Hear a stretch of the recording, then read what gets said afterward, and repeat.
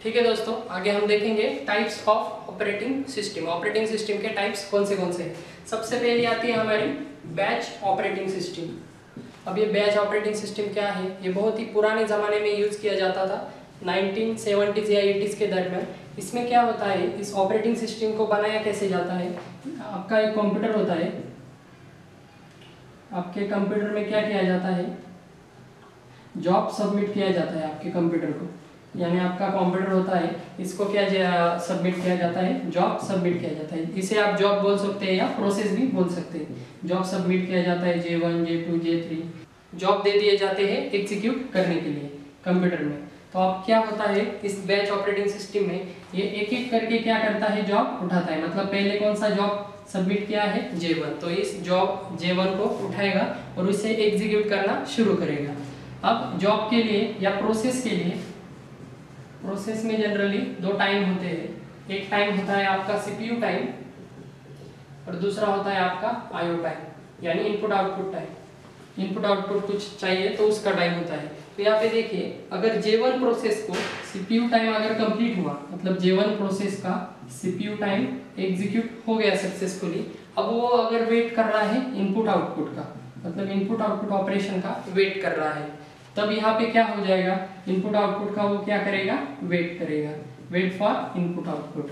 अगर ये process input output का वेट करके, यानी इसका ऑपरेशन इनपुट आउटपुट का परफॉर्म होने के लिए अगर आपको 4 दिन लग रहे हैं, यानी 4 डेज अगर लग रहे हैं, तो तब तक आपका CPU फ्री होने के बावजूद, यानी आपका CPU फ्री होने के बावजूद भी आप J2 को असाइन नहीं कर सकते। मतलब अगले प्रोसेस को असाइन, यानी अगले जॉब को असाइन नहीं कर सकते। ऐसा क्यों?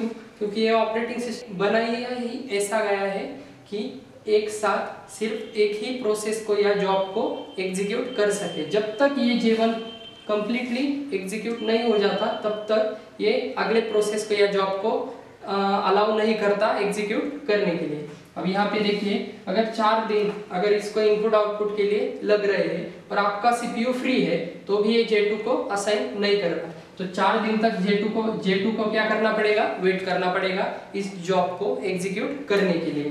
तो इसकी वजह से यहाँ पे क्या ऑकर होता है, स्टारवेशन। स्टारवेशन क्या होता है, starvation is nothing but long time waiting. Long time waiting, आपको लॉन्ग टाइम के लिए क्या करना पड़ेगा, वेट करना पड़ेगा, जब तक इस फर्स्ट प्रोसेस का जॉब का कंप्लीटली एग्जीक्यूशन नहीं हो जाता तब तक। उसके बाद J2 का नंबर आएगा और फिर वो एग्जीक्यूट होगी। तो यहाँ पे हमने देखा J1 का CPU टाइम क्या हो गया था, कंप्लीट हो गया था। CPU यानी हम प्रोसेस बोल सकते हैं, प्रोसेसर बोल सकते हैं। प्रोसेसर का एग्जीक्यूशन कंप्लीट हो गया था, लेकिन उसे कुछ इनपुट आउटपुट ऑपरेशन परफॉर्म करने थे, इसके लिए वो वेट कर रहा था इनपुट आउटपुट का। उसके लिए उसे टाइम लगा वो ऑपरेशन परफॉर्म करने के लिए 4 दिन। तो उसके लिए उसके बाद जो भी प्रोसेस थी, CPU फ्री होने के बावजूद भी हम उसे उस J2 को दे नहीं पाए। इसकी वजह से क्या हो गया, स्टारवेशन ऑकर हो गया, यानी लॉन्ग टाइम वेटिंग क्या हो गया, हमें लग गया। लॉन्ग टाइम वेट क्या होता है, हमें रुकना पड़ता है। उसके बाद ये एक और डिसएडवांटेज है इसका कि ये इंटरैक्टिव ही नहीं है, इंटरैक्टिव लेस इंटरैक्टिव है, क्योंकि यहाँ पे देखिए एट ए टाइम सिर्फ एक ही जॉब का एग्जीक्यूशन हो रहा है। CPU फ्री होने के बावजूद भी हम J2 को भी नहीं असाइन कर सकते, J3 को भी नहीं और J4 को भी असाइन नहीं कर सकते। इसकी वजह से ये इंटरैक्टिव है नहीं, ये इंटरैक्टिव नहीं है। लेकिन आप ये ऑपरेटिंग सिस्टम जनरली कोई यूज़ नहीं करता, बहुत ही रेयरली आपको अभी दिखाई देगा। ठीक है, तो यही है, इस ऑपरेटिंग सिस्टम में आप जॉब एग्जीक्यूट कर सकते हैं, लेकिन स्टारवेशन ऑकर होता है और इंटरैक्टिव भी नहीं है। ठीक है, दूसरा टाइप है ऑपरेटिंग सिस्टम का मल्टी प्रोग्रामिंग। मल्टी प्रोग्रामिंग में क्या होता है दोस्तों, यहाँ पे देखिए CPU फ्री होने के बावजूद भी हम बैच ऑपरेटिंग सिस्टम में असाइन नहीं कर रहे थे J2 को, लेकिन इस मल्टी प्रोग्रामिंग ऑपरेटिंग सिस्टम के जरिए अगर हमारा CPU फ्री है और J1 को इनपुट आउटपुट ऑपरेशन परफॉर्म करने हैं, इसके लिए वो वेट कर रहा है, उसको 4 दिन लगेंगे ये ऑपरेशन परफॉर्म करने के लिए, लेकिन तब तक CPU क्या होता है, वेट नहीं करता है। मतलब आपका CPU आइडल नहीं रहता है, आइडल नहीं रहेगा। आइडल मतलब क्या, non working state, non working state. मतलब आपका सीपीयू आइडियल नहीं रहेगा मल्टी प्रोग्रामिंग में, लेकिन बैच में क्या होता था, सीपीयू आइडियल रहता था। यहाँ पे देखिए सीपीयू आइडियल नहीं रहेगा, ये डायरेक्टली आप किसको असाइन कर सकते हैं, अगले जॉब को आप असाइन कर सकते हैं और इसका एग्जीक्यूशन आप परफॉर्म कर सकते हैं। अगर इसमें इनपुट आउटपुट ऑपरेशन नहीं है तो ये ऑपरेशन यानी ये जॉब क्या हो जाएगा, कंप्लीटली एग्जीक्यूट हो जाएगा। इसके बाद अगला नंबर आएगा अगले जॉब का, J3 का, उसके बाद J4 का। अगर इनपुट आउटपुट का है ऑपरेशन, अगर इसको लग रहा है तो वो वेट करेगा इसके बाद, ठीक है। इसके वजह से यहाँ पे क्या होता है, यहाँ पे आइडियल नहीं रहता है आपका सीपीयू और यहाँ पे स्टारवेशन भी ऑकर नहीं होता है, या यूं कहो लेस स्टारवेशन ऑकर होता है। और यहाँ पे देखिए इंटरएक्टिव है, मोर इंटरएक्टिव है। यहाँ पे इंटरएक्टिव क्या है, ज्यादा है ये बैच ऑपरेटिंग सिस्टम के मुकाबले या बैच ऑपरेटिंग सिस्टम के कंपैरिजन में, ठीक है। थर्ड हमारे ऑपरेटिंग सिस्टम, थर्ड हमारा टाइप्स है, यहाँ पे देखिए मल्टीटास्किंग। मल्टीटास्किंग ऑपरेटिंग सिस्टम में क्या होता है, यहाँ पे देखिए मल्टीटास्किंग ऑपरेटिंग सिस्टम में आप जितने भी जॉब एग्जीक्यूट करने के लिए दे रहे हैं तो उतने जॉब क्या होते हैं साइमल्टेनियसली, यानी 1 बाय 1 क्या होते हैं, एग्जीक्यूट होते हैं। यानी अगर J1 को लग रहा है 4 मिलीसेकंड, सपोज मैं यहाँ पे एग्जांपल लिख देता हूँ J1, J2, J3 और J4, एक एग्जांपल देता हूँ। यहाँ पे 4 मिलीसेकंड लग रहे हैं हर एक को एग्जीक्यूट करने के लिए। तो यहाँ पे क्या होगा, इस मल्टीटास्किंग में क्या होगा, पहले कौन सा जॉब एग्जीक्यूट होगा, आपका J1 जॉब एग्जीक्यूट होगा, 0 से 2 तक एग्जीक्यूट होगा। सपोज यहाँ पे टाइम शेयरिंग दिया जाता है, एक पर्टिकुलर टाइम फिक्स किया जाता है जो एग्जीक्यूट करता है हर प्रोसेस को, उस टाइम के लिए मैक्सिमम हम एग्जीक्यूट कर सकते हैं। यानी यहाँ पे टाइम दिया जाता है, सपोज यहाँ पे टाइम दिया हमने 2 मिलीसेकंड, ये यहाँ पे 0 से क्या होगा, J1 2 तक एग्जीक्यूट होगा, उसके बाद J2 क्या होगा, 2 तक एग्जीक्यूट होगा, J3 का नंबर आएगा तो वो भी 2 तक एग्जीक्यूट होगा, 4 to 6 होगा, उसके बाद J4 का नंबर आएगा तो वो भी 2 मिलीसेकंड के लिए क्या हो जाएगा, एग्जीक्यूट हो जाएगा। यानी यहाँ पे देखिए इसके 2 यूनिट रह जाएगा, इसके 2 और इसके 2। नेक्स्ट टाइम फिर से क्या होगा, J1 का नंबर आएगा, फिर J2 का आएगा, फिर J3 का, और मैक्सिमम कितना एग्जीक्यूट कर रहा है यहाँ पे, 2 मिलीसेकंड। ये जो टाइम दिया जाता है ये क्या होता है, टाइम शेयरिंग ऑपरेटिंग सिस्टम, इसको हम कह सकते हैं। यानी टाइम शेयरिंग कंसेप्ट यहाँ पे क्या होता है, यूज किया जाता है।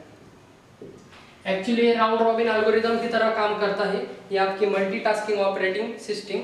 लेकिन ठीक है, हम राउंड रॉबिन एल्गोरिदम आगे देखेंगे, उसमें आपको डिटेल में समझ में आ जाएगा। यहाँ पे देखिए एक पर्टिकुलर टाइम के लिए पूरे जॉब क्या हो जाते हैं, शेयर हो जाते हैं। मतलब ये एक बार एग्जीक्यूट होगा, फिर J4, उसके बाद फिर से J1, J2, J3, J4, जो भी कंप्लीट हो जाएगा वो ऑटोमेटिकली क्या हो जाएगा, रिमूव हो जाएगा। ठीक है, यहाँ पे आपको समझ में आ गया होगा।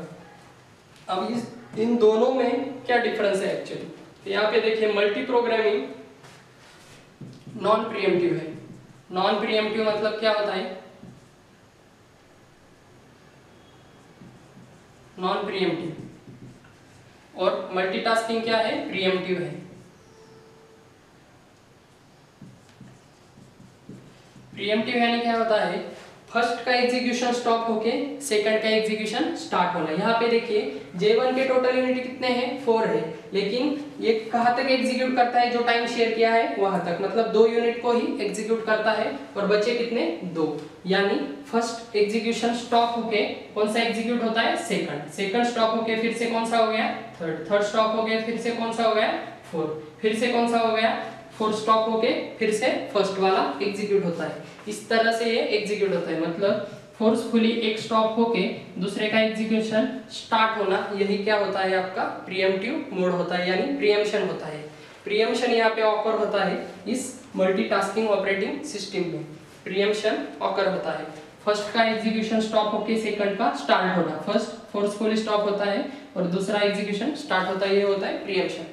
और यहाँ पे मल्टी प्रोग्रामिंग में क्या होता है, नॉन प्रीएम्पशन, यानी नॉन प्रीएम्प्टिव मोड ओपन होता है, यानी नॉन प्रीएम्प्टिवली वर्क करता है। नॉन प्रीएम्प्टिवली मतलब जब तक J1 का एग्जीक्यूशन पूरा नहीं हो जाता तब तक J2 को नहीं आएगा, मतलब ये एक साथ सभी नहीं होते हैं। क्या होता है, एक तो ये कंप्लीटली सीपीयू टाइम एग्जीक्यूट होगा, फिर ये होगा, फिर ये होगा, फिर ये होगा, इसका सीपीयू टाइम रह गया है तो J2 को एक्सेस नहीं होगा। यहाँ पे देखिए सीपीयू टाइम किस में डिवाइड हो गया है, दो यूनिट में डिवाइड हो गया है। यहाँ पे 2 के लिए हो रहा है, यहाँ पे 2 के लिए, लेकिन यहाँ पे देखिए सीपीयू टाइम का कंप्लीट होने के बाद ही वो क्या करता है, आगे जाता है, अगर सीपीयू फ्री है तो। ठीक है, समझ में आ गया दोस्तों। तो यही है मल्टीटास्किंग ऑपरेटिंग सिस्टम में। इसके बाद हम देखेंगे multi processing operating system. Multi processing में क्या होता है दोस्तों, यहाँ पे मैं आपको बता देता हूँ।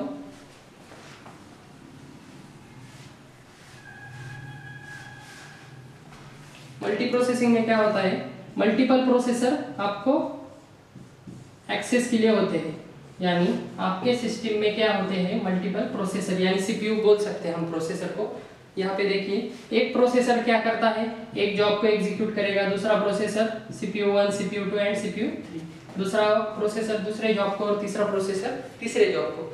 अब आप बोलेंगे एक ही कंप्यूटर में 3 प्रोसेसर कैसे हो सकते हैं। आपने देखा होगा क्वाड कोर सिस्टम होती है या ड्यूअल कोर ऑपरेटिंग सिस्टम होते हैं। ड्यूअल कोर मतलब क्या होते हैं, 2 प्रोसेसर होते हैं, 2 CPU।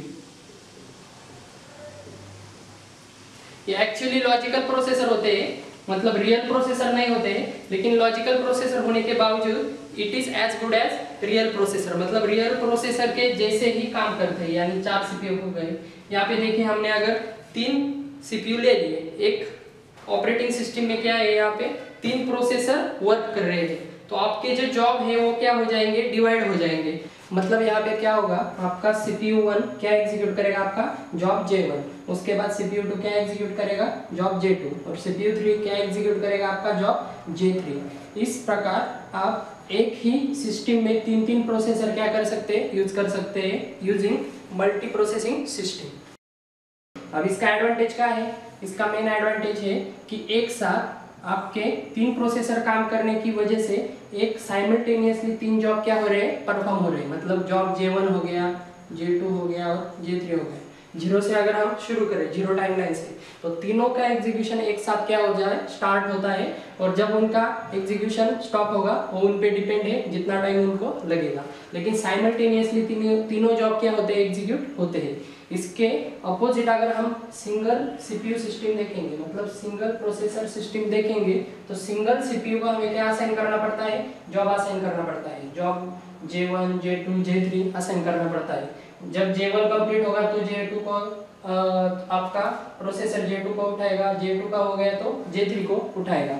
लेकिन यहाँ पे देखिए साइमल्टेनियसली तीनों का ऑपरेशन क्या हो रहा है, परफॉर्म हो रहा है। इसमें एक और एडवांटेज है इस सिस्टम का, वो है रिलायबिलिटी, मतलब ये हाईली रिलायबल है।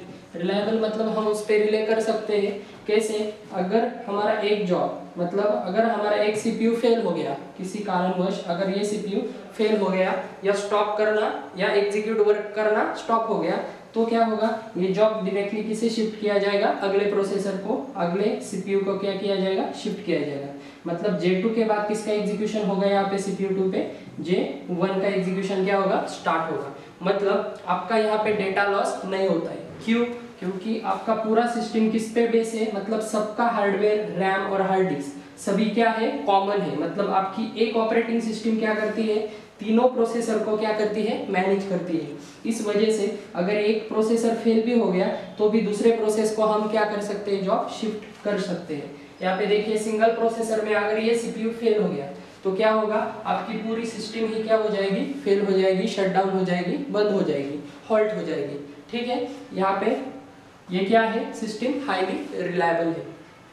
ठीक है, और इसमें हम एडवांटेजेस लिख सकते हैं कि रिसोर्स शेयरिंग यूज किया जाता है। ठीक है, बहुत सारे कंसेप्ट है। और एक बात मैं आपको बताना चाहूँगा दोस्तों, यहाँ पे देखिए मल्टी प्रोग्रामिंग और मल्टीटास्किंग, इनमें बहुत ज़्यादा सिमिलरिटीज है।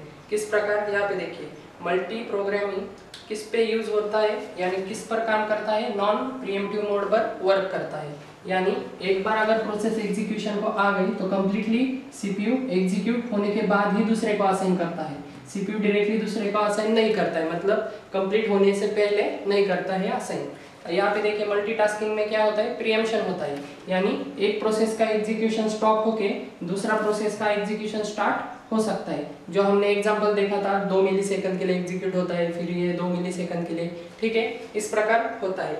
लेकिन अगर हमने मल्टी प्रोग्रामिंग को कॉन्फ़िगर किया इस ऑपरेटिंग सिस्टम को, और इसको काम करने के लिए इसको अगर हमने फोर्स किया प्रीएम्प्टिव मोड के लिए काम करने के लिए, मतलब मल्टी प्रोग्रामिंग हमने अगर प्रीएम्प्टिव मोड के जरिए यूज किया तो ये ऑटोमेटिकली किस तरह वर्क करेगा, मल्टीटास्किंग की तरह वर्क करेगा। यहाँ पे देखिए बहुत सारे टेक्स्ट बुक्स में ये दोनों कंसेप्ट बहुत सिमिलर बताए गए हैं, इसलिए इस बात का थोड़ा ध्यान रखिए कि ये दोनों अगर डिफरेंट है, लेकिन अगर मल्टी प्रोग्रामिंग अगर प्रीएम्प्टिव मोड के जरिए अगर यूज किया तो ये मल्टीटास्किंग हो जाएगा, ठीक है। बेसिक है दोस्तों। वैसे भी आपको गेट या दूसरे एग्जाम में आपको इसके बारे में कुछ क्वेश्चन वगैरह पूछा नहीं जाएगा, तो इतना कोई दिक्कत की बात नहीं है, ठीक है। तो इस वीडियो में इतना ही दोस्तों। अगर आप इनके बारे में और जानना चाहते हैं, मतलब थ्योरी में आप इंटरेस्टेड है, आपके पास टाइम है थ्योरी पढ़ने के लिए, तो 2 बुक है जो आप रेफर कर सकते हैं। 2 ऑथर है, एक है गैल्विन और दूसरा है टेनिंगबम। ऑपरेटिंग सिस्टम के लिए आप ये 2 गैल्विन और टेनिंगबम ये दोनों बुक आप इस्तेमाल कर सकते हैं अगर आप चाहें तो। लेकिन अगर आप हमारे वीडियो फॉलो कर रहे हैं, आपने अगर हमारा कोर्स कम्प्लीटली देख लिया तो यही मोर देन इनफ है। यही वीडियो आपको बहुत ही अच्छे तरीके से मैंने बता दिया है। इन वीडियो में आपको इन्फॉर्मेशन जो भी ऑपरेटिंग सिस्टम के बारे में जो भी आपको एग्जाम के लिए प्रिपेयर करने के लिए लगेगा। तो आखिरी ऑपरेटिंग सिस्टम का टाइप है जो हम देखेंगे रियल टाइम ऑपरेटिंग सिस्टम। इस ऑपरेटिंग सिस्टम में क्या होता है, जो भी जॉब सबमिट किए जाते हैं उनके लिए क्या होती है, स्ट्रिक्ट डेडलाइन होती है, यानी स्ट्रिक्ट डेडलाइन क्या होती है, जॉब के लिए होती है। यानी हम इस ऑपरेटिंग सिस्टम को जितने भी जॉब देंगे या सबमिट करेंगे उनके लिए जो भी डेडलाइन दी जाएगी, जो भी टाइम लिमिट होगा, उसमें उसके अंदर या उसमें उतने तक उस ऑपरेटिंग सिस्टम को वो जॉब क्या करना पड़ता है, एग्जीक्यूट करना पड़ता है। सपोज एक जॉब को, सपोज J1 जॉब को दे दिए 2 मिलीसेकंड या 10 मिलीसेकंड, तो उस टाइम में क्या करना पड़ता है, हमें उस जॉब को सबमिट करना पड़ता है। मैक्सिमम 10 के अंदर ही वो जॉब सबमिट होना चाहिए। अगर इससे ज़्यादा उसको टाइम लग गया एग्जीक्यूट करने के लिए तो वो क्या हो जाएगा, टोटल वेस्ट हो जाएगा, या आपकी यूं कहे आपके ऑपरेटिंग सिस्टम क्या हो जाएगी, वर्किंग फेल हो जाएगी। इस एप्लीकेशन को या इस ऑपरेटिंग सिस्टम को कौन से एप्लीकेशन में यूज किया जाता है, जनरली मिलिट्री एप्लीकेशन में इसे यूज किया जाता है। यानी आप जानते होंगे बहुत सारे एप्लीकेशन होते हैं मिलिट्री में जो हाईटेक होते हैं, यानी मिसाइल लॉन्चर हो गया। मिसाइल लॉन्चर में क्या होता है, बटन दबाने के बाद आपको क्विक रियल टाइम चाहिए, मतलब क्विकली आपको क्या चाहिए, रिस्पॉन्स चाहिए, उसका जो भी ऑपरेशन है वो क्विकली होना चाहिए। ऐसा नहीं कि बटन दबाने के बाद बहुत समय बाद वो क्या हो जाएगा, ऑपरेशन परफॉर्म होगा। ऐसा क्यों, अगर आप जानते हैं मिलिट्री एप्लीकेशन में अगर वॉर की सिचुएशन में अगर ये हो गया, मतलब कम टाइम में अगर एग्जीक्यूट नहीं हुआ तो उसके जो रिजल्ट है वो बहुत ही डिजास्टर हो सकते हैं। इसके लिए हमें यहाँ पे स्ट्रिक्ट डेडलाइन की क्या होती है, बहुत ही मतलब स्ट्रिक्ट डेडलाइन बहुत ही जरूरी है यहाँ पे, ठीक है दोस्तों। ये ज़्यादा पूछा नहीं जाता गेट के सिलेबस के हिसाब से या जो भी आपके कॉम्पिटिटिव एग्जाम के हिसाब से इतना इम्पोर्टेंट नहीं है। इसमें hard real time, soft real time बहुत कुछ आता है। आप अगर चाहे तो टेक्स्ट बुक से अगर चाहे तो थियोरेटिकली पढ़ सकते हैं, ठीक है दोस्तों। इस टॉपिक में इतना ही था, थैंक यू।